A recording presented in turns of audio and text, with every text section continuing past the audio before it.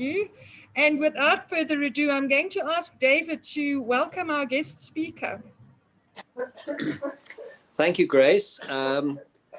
By way of introduction, I think all of us are following the US presidential election to a greater or lesser extent with a certain amount of interest and occasionally an appalled comment here and there that these two adversaries seem to go neck and neck and don't make very much sense.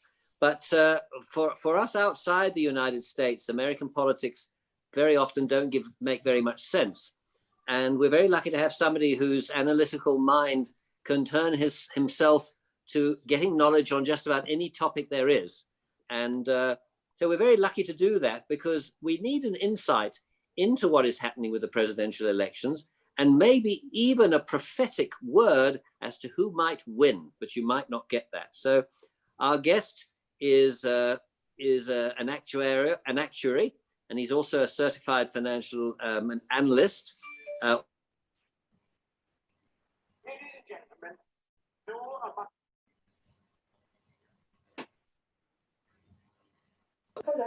that make up the political and the financial aspects of the world. So it gives me great pleasure to introduce you to Andries Kotzee. Andries, the floor is yours. Can I just ask David to give you a call back? He's just in the middle of a Rotary meeting. We can't hear you, Andries.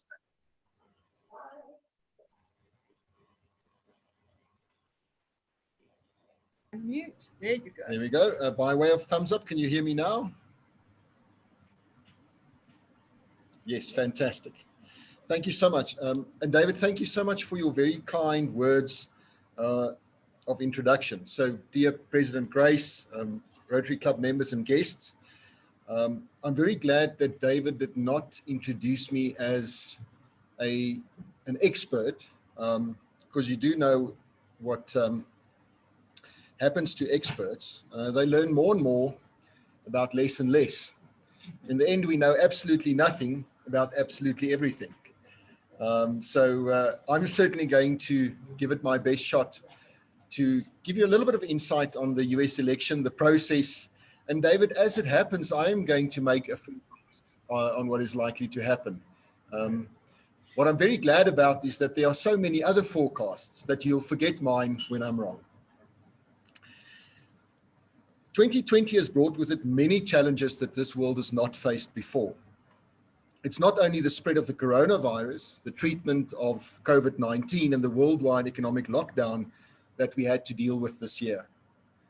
Global trade wars and the long drawn-out Brexit combined with unprecedented fiscal and synchronized monetary stimulus overshadowed the increase in natural disasters linked to climate change. Add to that the cancellation of so many sport and cultural events that bring balance and joy to the world, and one can be forgiven for wishing a very swift and peaceful end to 2020. Alas, that's not going to happen.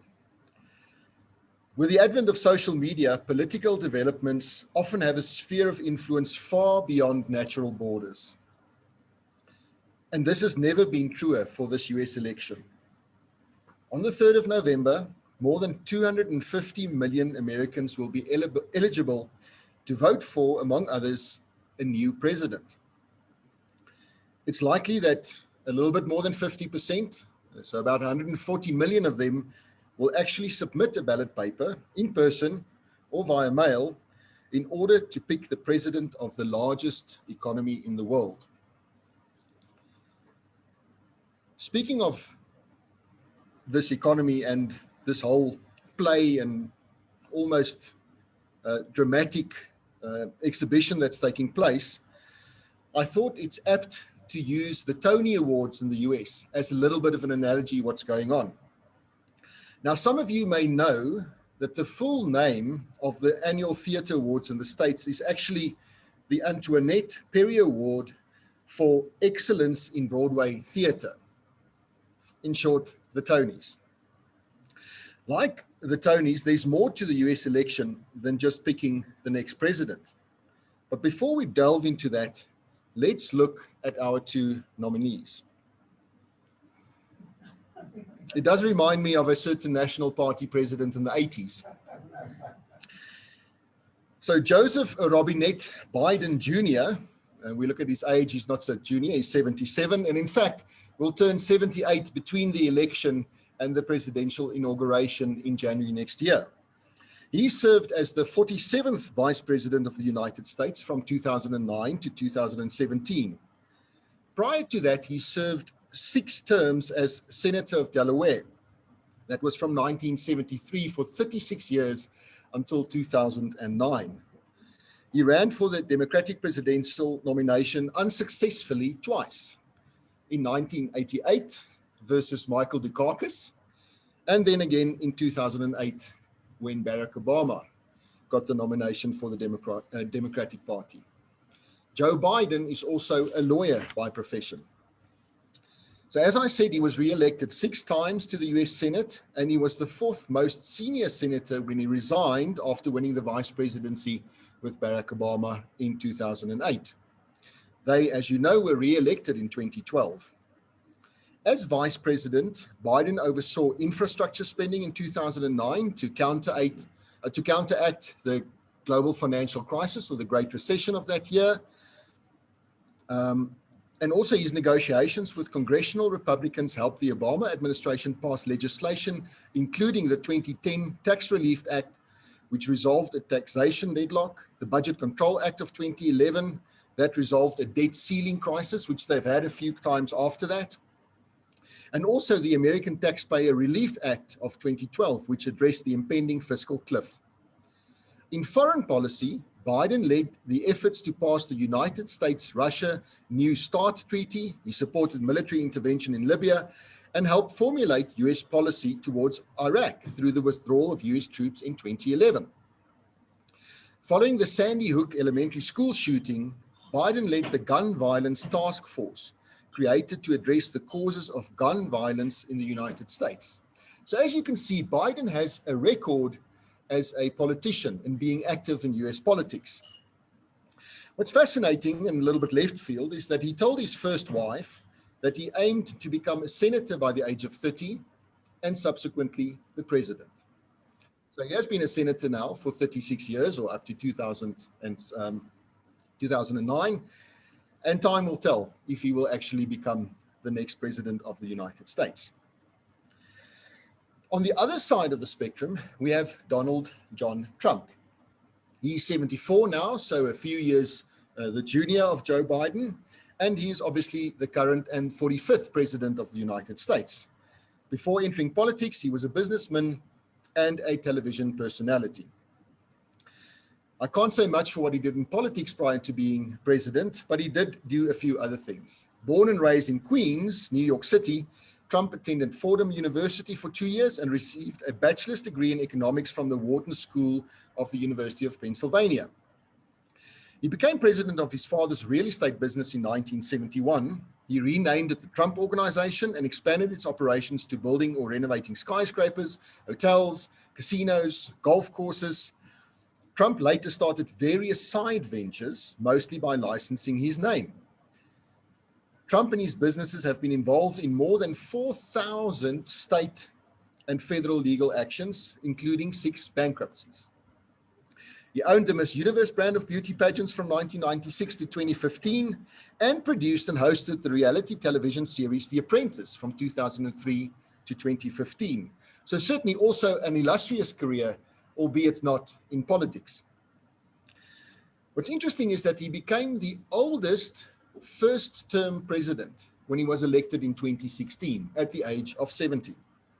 And he was also the first without prior military or government service.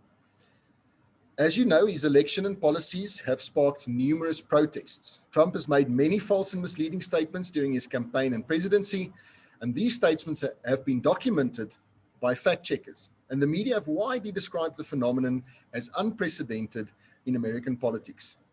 Many of his comments and actions have been characterized as racially charged or racist. Something interesting about both candidates that we have up for these Tony Awards is that neither of them ever did military service. Biden due to asthma, and Trump eventually due to bone spurs, but it took him a very long time to get to that point. I think when analyzing the televised election debates, it will be useful to remember this. Light travels faster than sound. That's why some people appear bright until you hear them speak. Present company excluded. A very important question to ask is, why do the US elections matter outside of the US? So what I show you on this infographic is the contribution of countries around the world to global economic output. The United States contributes over $20 trillion to global economic output every year, and that's roughly a quarter of global GDP. When we look at China, who's grown significantly in recent years, certainly the last 2 decades, they contribute about $1 in $7 of economic output. And if you add Japan and Germany, who were traditional powerhouses in terms of economic output, that's about $1 in $10. Here at the southern end of Africa, we contribute $1 in $250 to global economic output. But the fact of the matter is that the US in a global economic sense matters. It's also important to note that there's not always a direct correlation between economic growth and investment market growth. The latter I'll address a little bit later in this evening's presentation. But I digress. Let's get back to the election. The 2020 US election will not only see voters putting their masks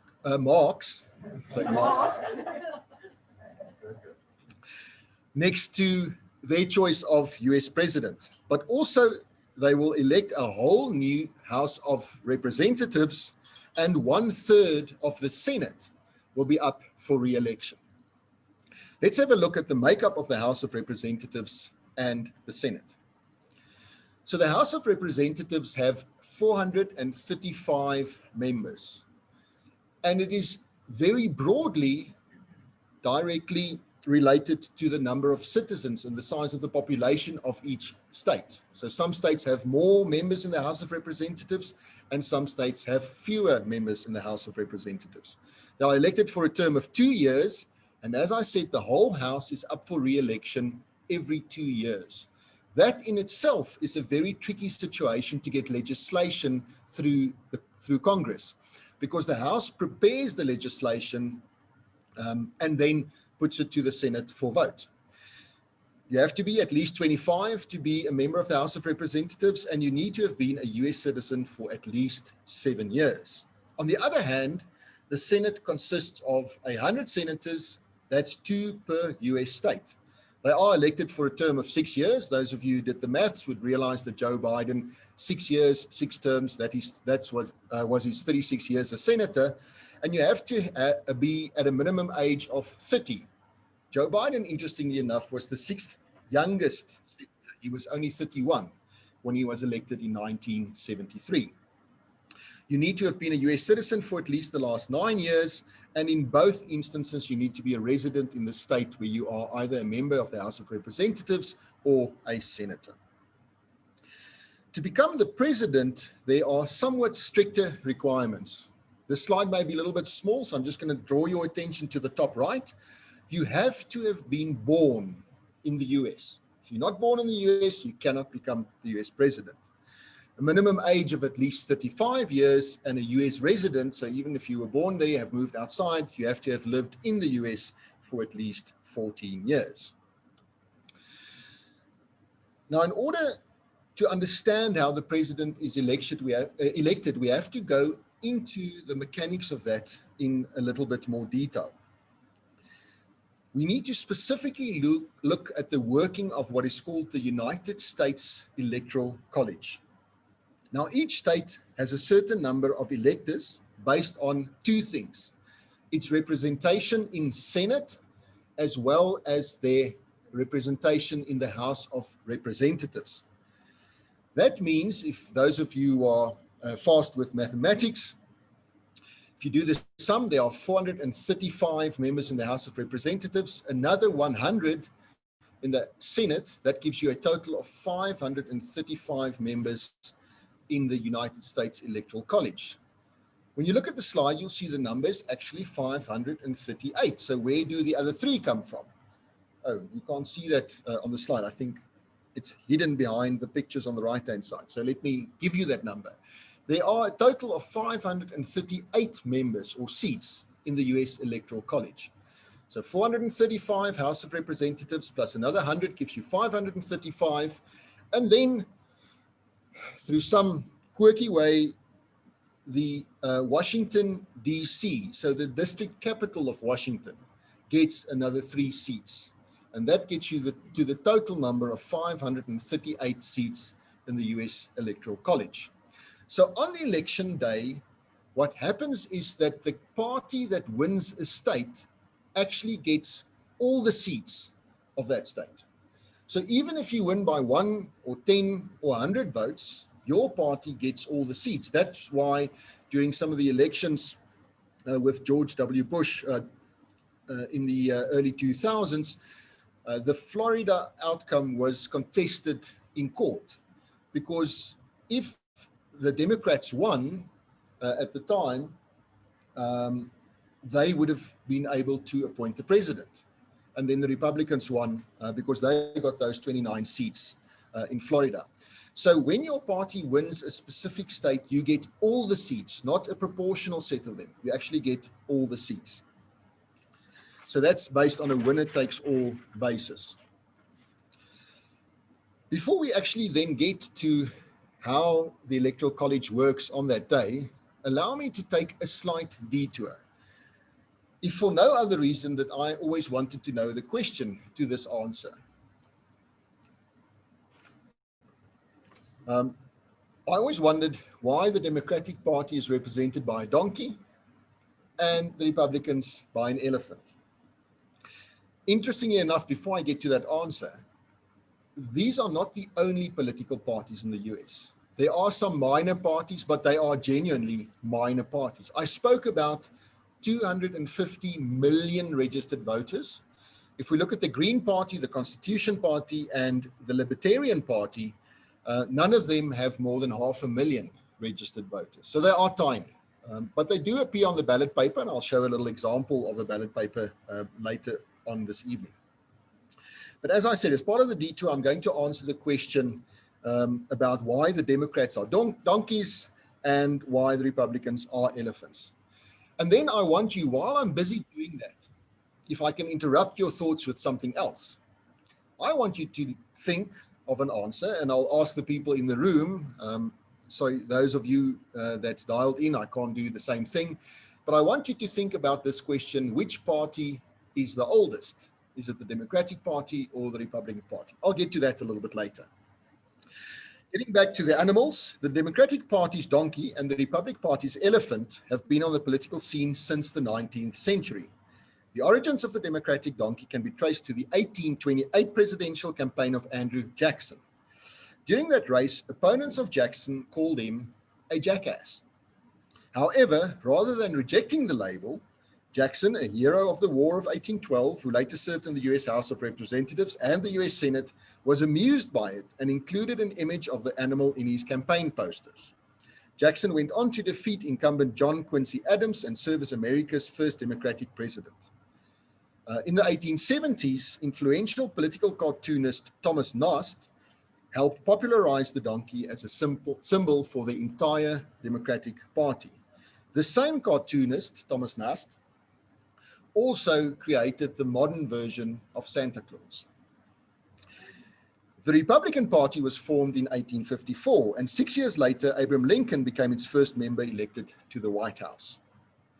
An image of an elephant was featured as a Republican symbol in at least one political cartoon and newspaper illustration during the Civil War, when seeing the elephant was an expression used by soldiers to mean experiencing combat. But this symbol didn't start to take hold as a grand old party symbol, also another name for the Republican Party, until the same cartoonist, Thomas Nast, who is considered the father of the modern political cartoon, used it in a Harper's Weekly cartoon in 1874.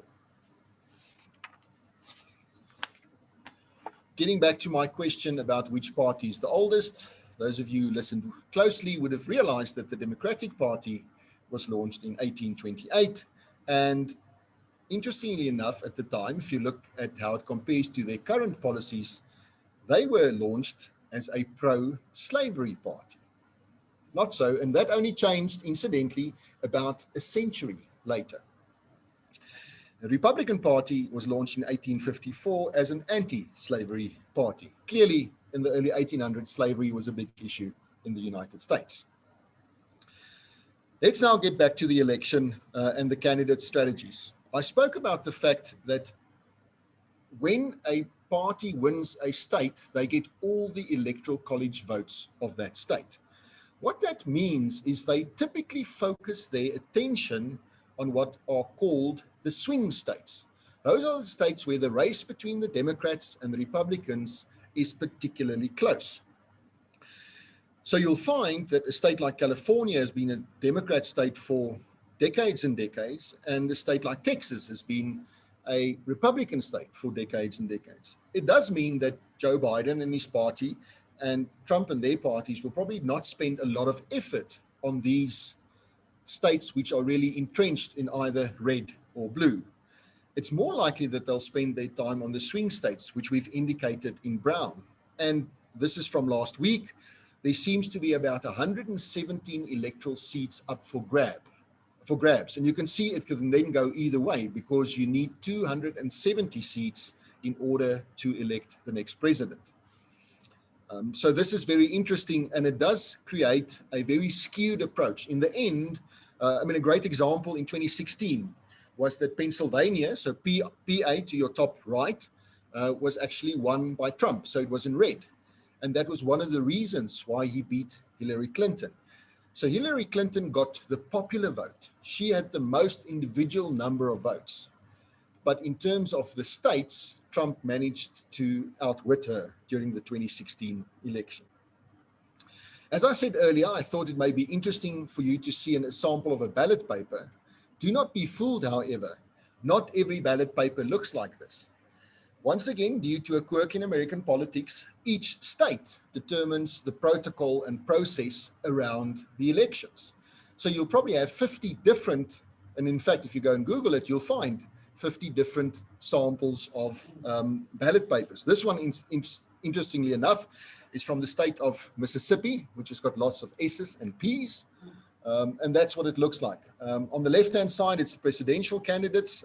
There's a Democrat, Republican, the American Constitution Party, the American Solidarity Party, Independent, Green, Libertarian, and another independent. But they have to pick one.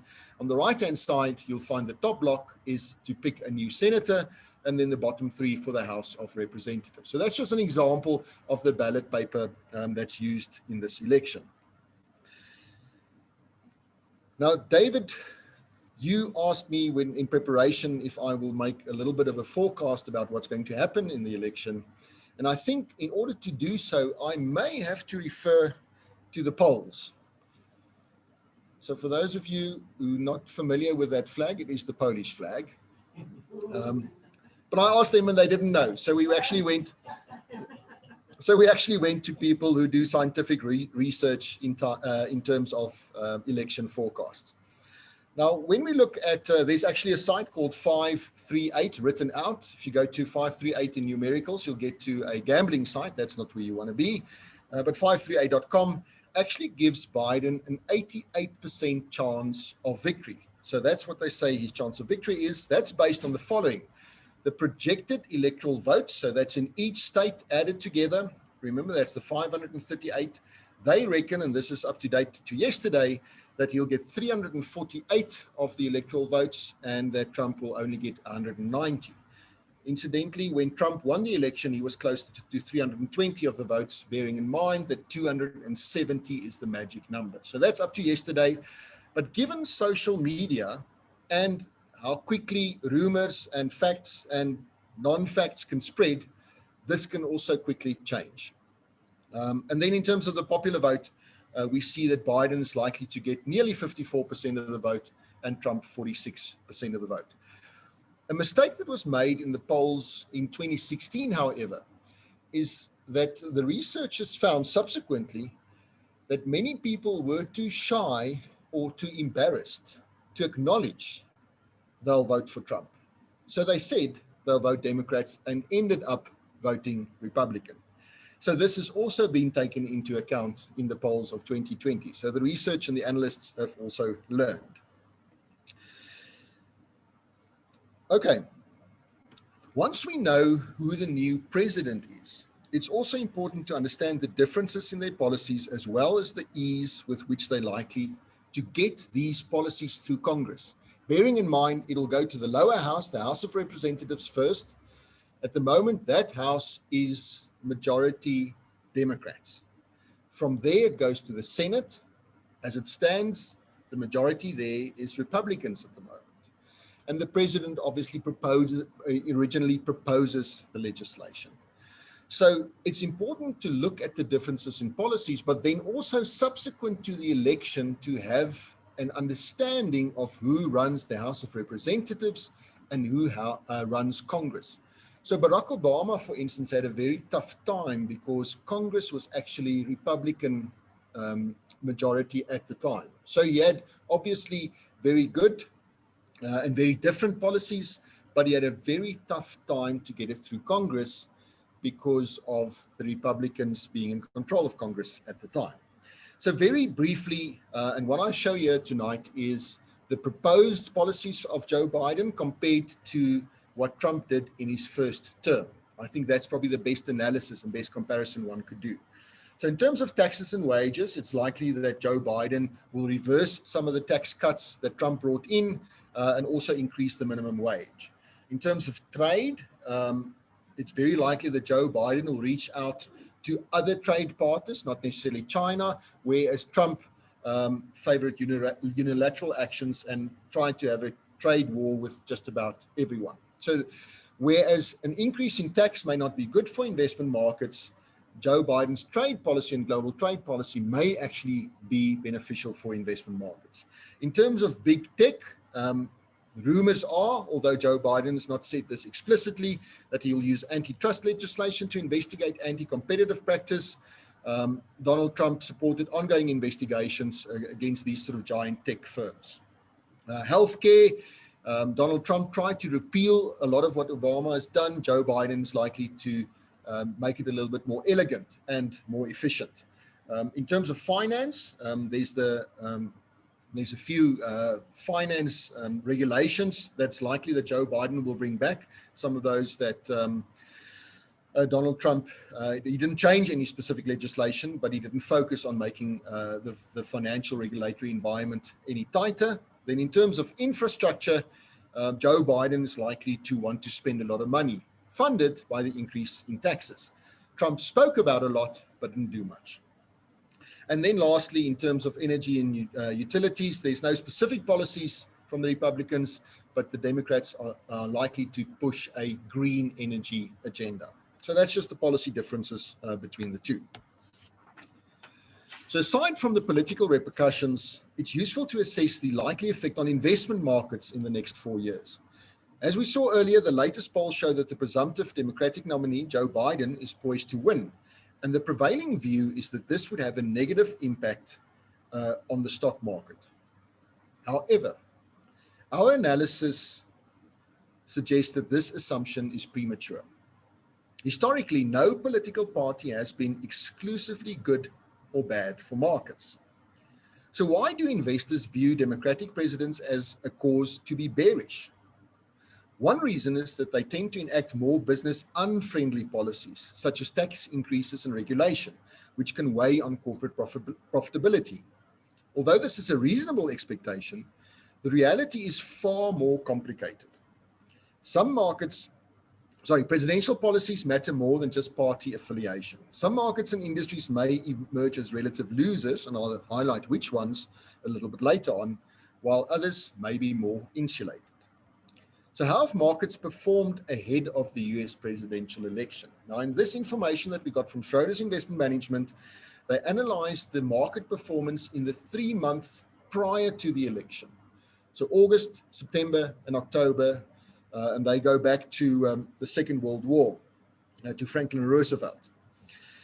So stock prices have on average fallen in the final 3 months leading up to an election whenever the incumbent political party lost. Okay, so then when there was a change in political party, markets actually went down in the 3 months prior to that. This is irrespective of whether the president was a Republican or a Democrat. So if investors believe Trump will lose in November, history would suggest that markets are more at risk of selling off than rallying in the upcoming months. So watch what markets are doing. If the market is expecting that Biden is going to win, you are likely to see markets selling off a little bit in the few weeks to come. Then there's a view or a question, which party or which president is better for markets in the 4 years subsequent to election? Conventional wisdom says that the Republican policies have been better for markets. But if we do a proper analysis and we go back to 1945 or the 1940s with Roosevelt, followed by Truman, Eisenhower, etc., you can see that the average performance of the S&P was higher under a Democratic president than under a Republican president.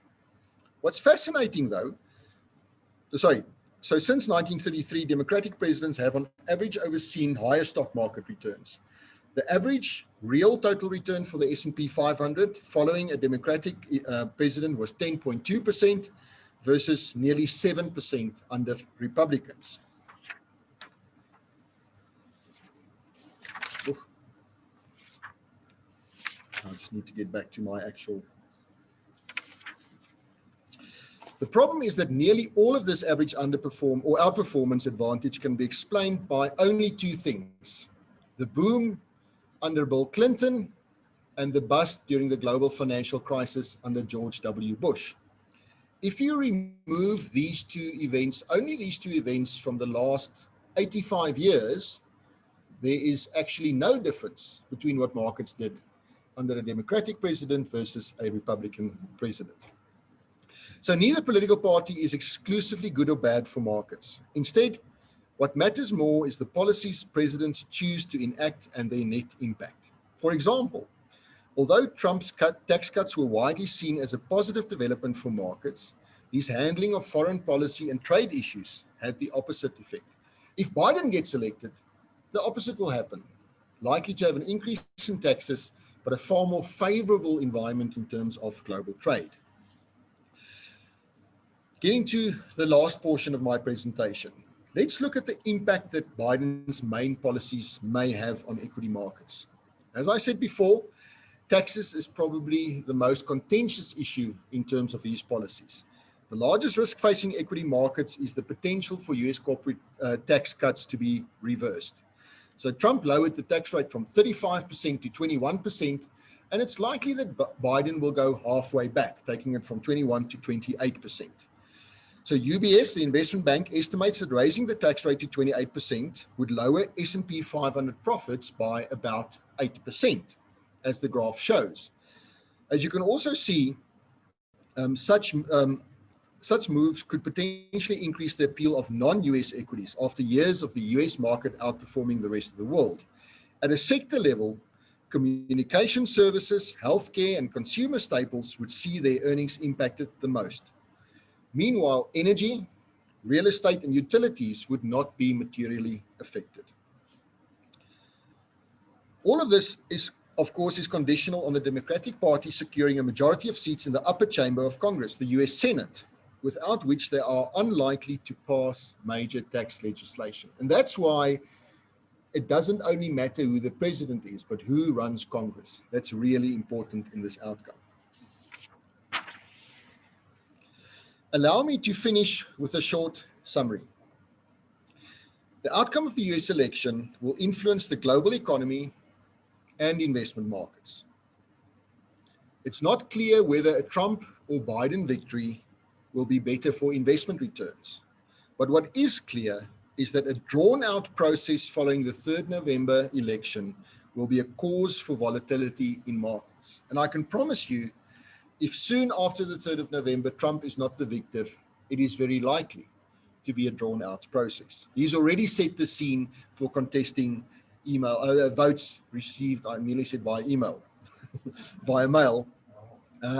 So he's really expecting something to happen. And a long drawn out process will not be good for investment markets. What will practically happen is if by 20 January, the inauguration date, there's not a winner, then Nancy Pelosi, who leads the House, will actually become the president until there is a winner. The easiest way to actually get to the next president is if the loser or one of the candidates actually acknowledges that they've lost the election. Anyway, so a long drawn-out process following the 3rd November election will not be good for markets. And don't bet on any one specific outcome.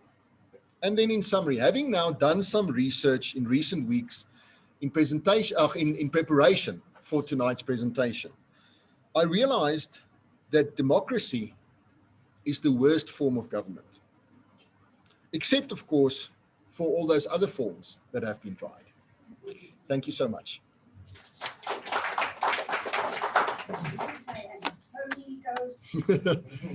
David, I think that Tony is going to go to Biden. Don't quote me on that, however. Can I ask you Yes. about the undemocratic part of the US Yes. and how that will affect things? So with this the whole issue with the replacement of the Supreme Court judge, how will that temper if Biden comes in? Besides the major issues like the Health Care Act and so on, how would that undo him, what he would have possibly been without having 6 judges against him? Look, so what the judicial do, so I brought the slide up showing the judicial, and that's where the incumbent president actually appoints, one of 9 judges. And at the moment, as you know, it's going to be 6-3. But they can only interpret either existing laws or laws that's been passed by the House. So where they very practically may play a role right now is if Trump contests the election post the 3rd of November and is lost. Because it may eventually end up, if the Senate cannot come to a decision, it may end up with the judiciary and the 9 judges. And that in itself will be a very tricky situation. We don't think, and sure, one can say a lot of things for Trump, but we don't think that either Biden or Trump will allow the process to get that far. But in practice, it may end up before them, and then a 6 versus 3 Republican-Democrat split is likely to have an influence. So the consequences may be vast, but the probability is very small. But that is what is going to happen. So they can't change laws. They have to interpret it and come to some kind of agreement. But in terms of passing law, they have no influence. I want to find out, sorry, can you relate? It's very interesting. It was very interesting. Can you tell what a Biden victory would look like versus a Trump victory, and also what if they contested, what that would mean for commodity prices, first of all, and also what kind of picture that would paint for emerging markets like Okay. So the question was, for those who couldn't hear, it was what the Biden victory or a Trump victory would mean for commodity prices and also for emerging markets. Look, I'll have to rely on some kind of conjecture to get to an answer there. It's really a guess more than anything else. But it is likely that a Biden victory will be supportive of emerging markets.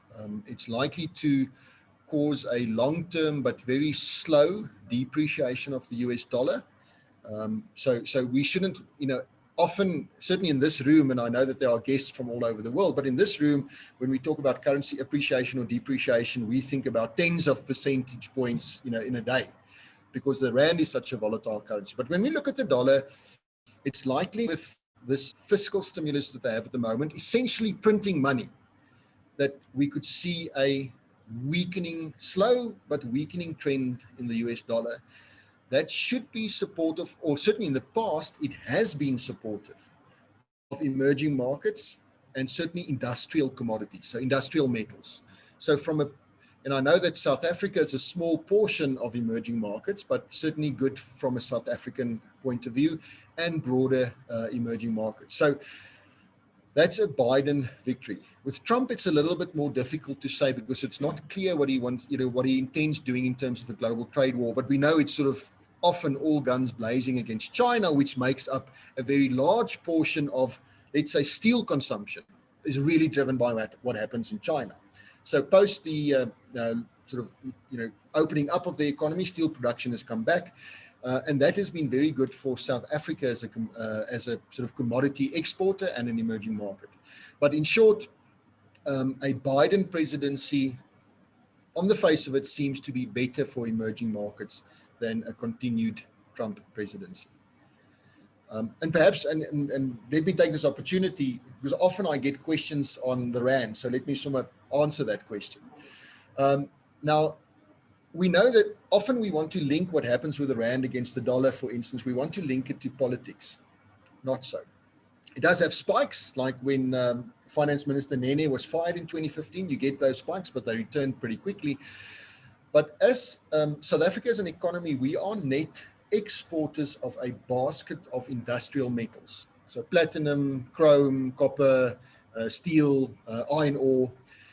And if the dollar price of that basket of industrial metals goes up or moves up relative to a basket of energy, which we can really use the oil price as a proxy because we are net importers of energy. So if what we export, this basket of industrial metals, becomes more expensive and what we import, the price of energy or oil, becomes cheaper, that's typically supportive of the rand. And what we see under a Biden presidency is that that is likely to happen. The global economy is certainly not pumping on full cylinders, so we don't see the energy prices going up. But in terms of so many countries at the moment are talking about infrastructure spend. Infrastructure spend means they need industrial metals. Who has industrial metals? We have. So certainly from that point of view, many people are negative on the South African political environment, rightly or wrongly so, but they have a negative view. What matters more is this basket of industrial metals. What does it cost? You know, if you export that, you earn income. If you import oil, and the difference between the two. I think we can take some questions from our online guests if there's any questions. Yeah, any questions from the online guests? David want to hand that. Where is David? Why Do you want are we to not seeing unshare David? your screen? Stop the screen share. No, Andries, you already answered my question. You gave me a forecast as to what was going to happen. But on the other hand, David. On the other hand? No, it was just a joke. I think the interesting thing that you raised is that it's the Electoral College votes that determines the presidency, not so much the votes of the individuals. It's obviously the one is related to the other, but the Electoral College is all powerful in the United States electoral system. Indeed. Yeah. What's the point of people voting? It's all decided. I'd rather stay home because an American who probably knows that as well. Maybe it can be a deterrent to go to the poll. You know that the Electoral College can go against the popular vote. So why would they vote?